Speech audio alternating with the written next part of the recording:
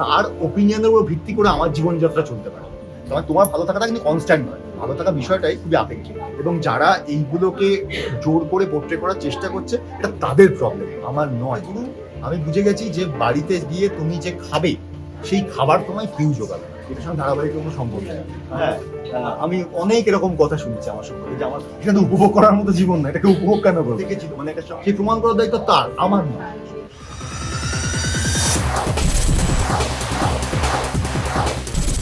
নতুন পরিচালক বা স্বাধীন পরিচালকদের সমর্থন করে, তাদের সঙ্গে ছবিতে খুব মানে নির্দ্বিধায় কাজ করে। তো এটাও সেই ভাবনা থেকেই নাকি এখানে তো জঙ্গলে নানা জায়গায় গিয়ে শুটিং, তুমি ঘুরতে ভালোবাসো, সেইটার জন্য?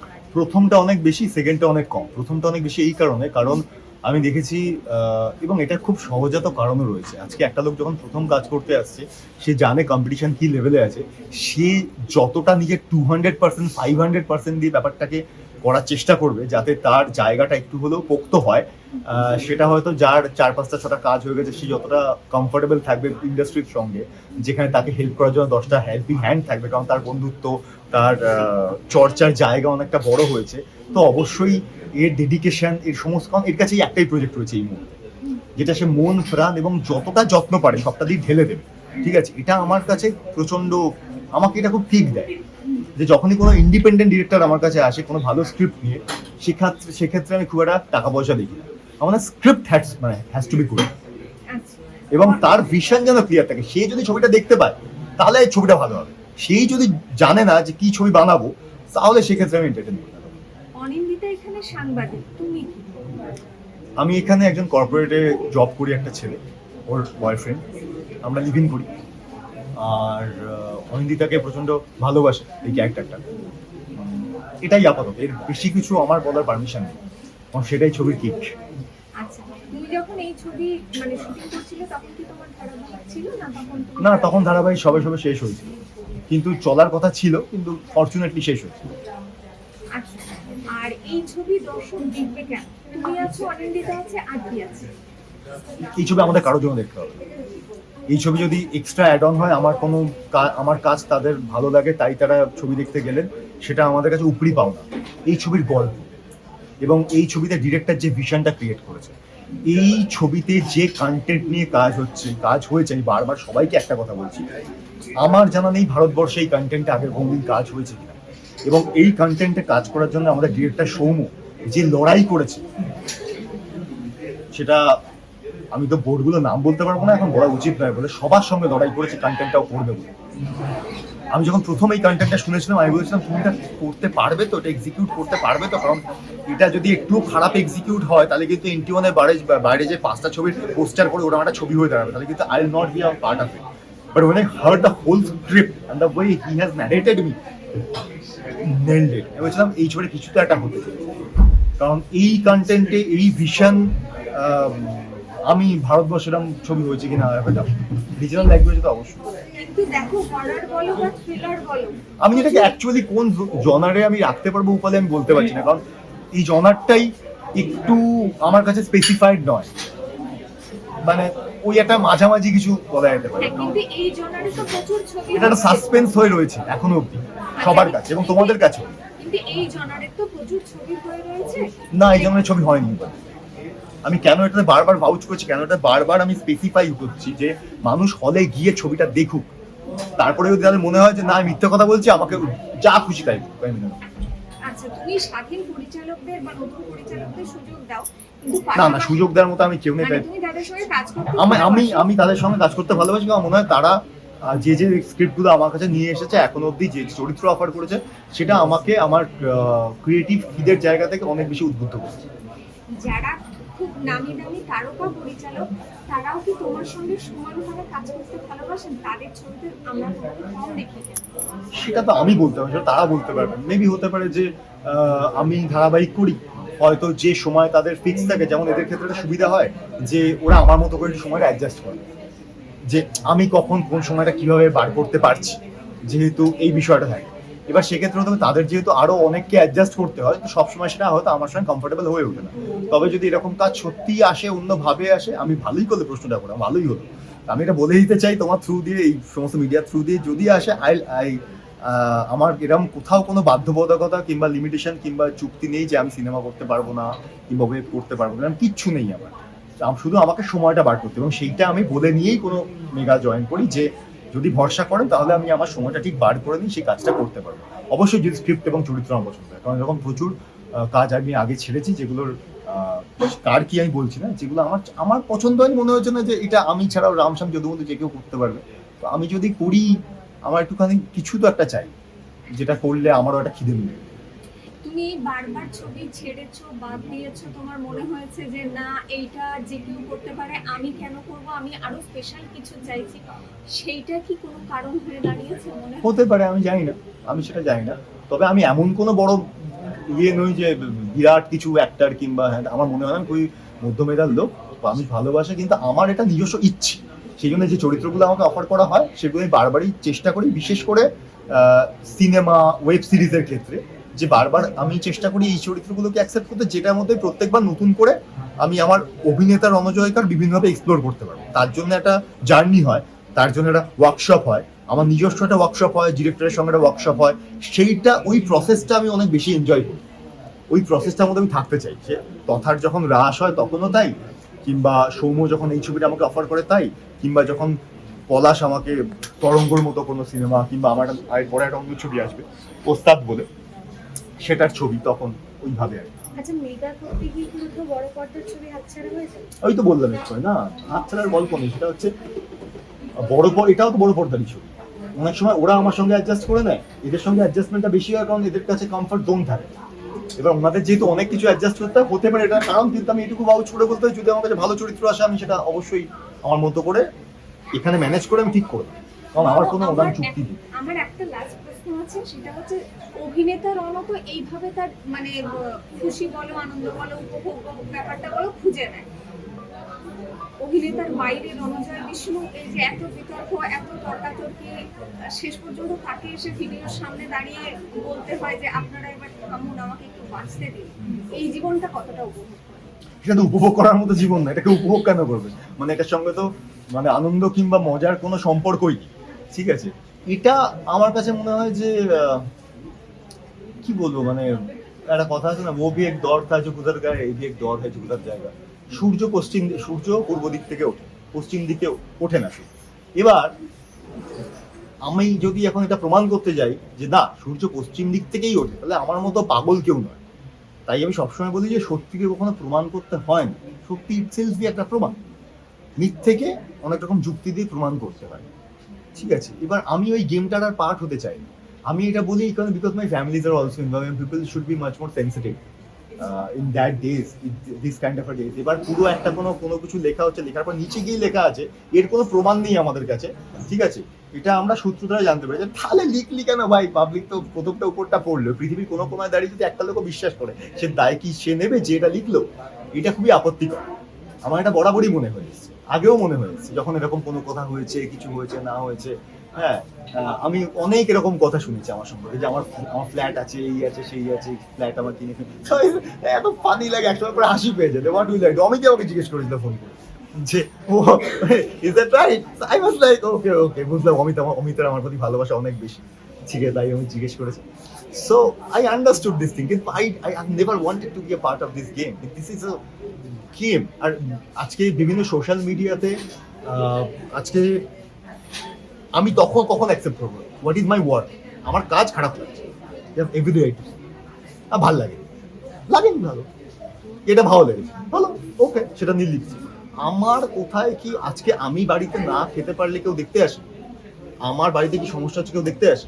তাহলে এত লোককে আমি জবাব দেওয়ার তো আমি জবাব দিয়ে করার তো জায়গাটাই, তাহলে বলবে যে তোমার ভালো সময় কেন শেয়ার করো? আরে ভাই ভালো সময় তো শেয়ার করাই উচিত, লোকের মধ্যে ভালোটা ছড়িয়ে পড়ে, তাহলে খারাপ সবকিছু লোক শেয়ার করতেই যাবে, পাগল কেউ।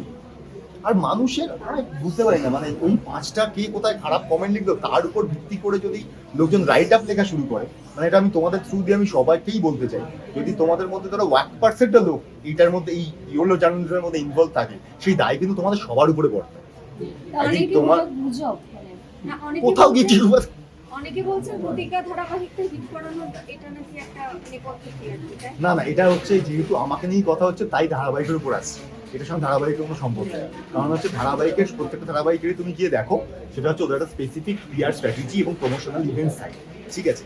এবার চারটে কোথা থেকে বসে কোন ভেতরে কে বসে চারটে কথা লিখলো, তোমার পাশের বাড়ির কাকিমার পছন্দ নাই হতে পারে বলি যে তুমি কেন এই জামাটা পরে যাবে, সে রোজ চায় তোমাকে দেখতে তুমি শাড়ি পরেই যাবে, সে তুমি কমফোর্টেবল হও কি না হও, তার ওপিনিয়নের উপর ভিত্তি করে তোমার জীবন চলবে না। উপায় তুমি বাড়িতে বসে তুমি কাজ না করলে তোমার বাড়ির তোমার সমস্ত খাবারের দায়িত্ব সে নেবে না। উপায় তো তার ওপিনিয়নের উপর ভিত্তি করে আমার জীবনযাত্রা চলতে পারে।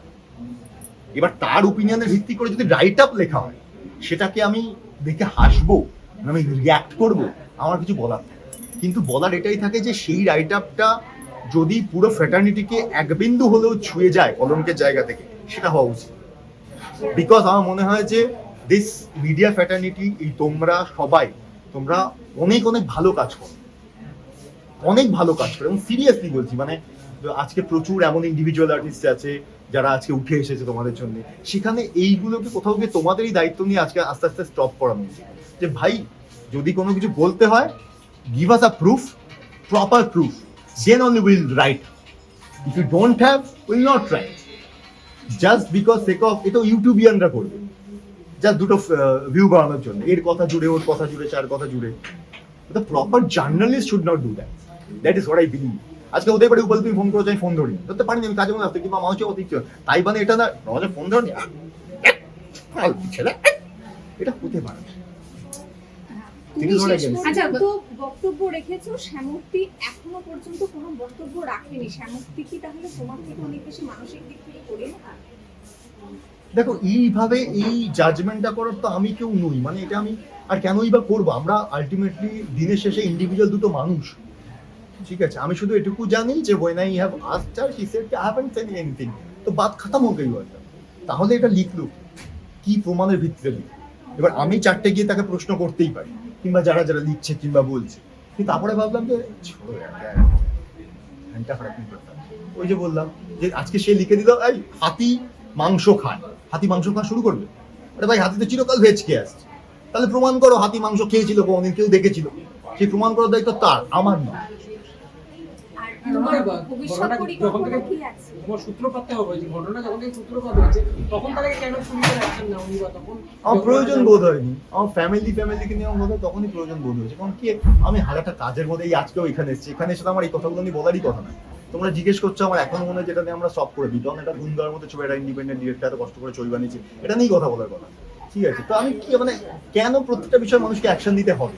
এই যে কিছু সিনেমা সিরিয়ালে দেখবে তুমি দেখায় যে একটা লোক বাড়ির থেকে বেরোলো, আমি খুব আপত্তি আছে, আমি বলি অনেক সময় ডিরেক্টরকে যে বাড়ির থেকে বেরোলো, তারপর সে গাড়িতে উঠলো, তারপরে গাড়িতে উঠতে উঠতে যেতে তার হঠাৎ করে একটা খুব প্রেশার এলো, সে কোথাও গেল, আবার সেখান থেকে সে এলো, আবার সে অফিসে, এত কিছু কেউ দেখানো প্রয়োজন নেই তো জীবনে, এগুলো অবাঞ্ছিত। আমি ঘুম থেকে উঠলাম, কাট্টু আমি অফিসে বসে আছি, কাজ করছি, কাট্টু আমি বাড়ি চলে এসেছি, আমি বাড়িতে বউর সাথে কথা বলছি, কাট্টু ঘুমিয়ে পড়েছি, পর এই তো হওয়া উচিত।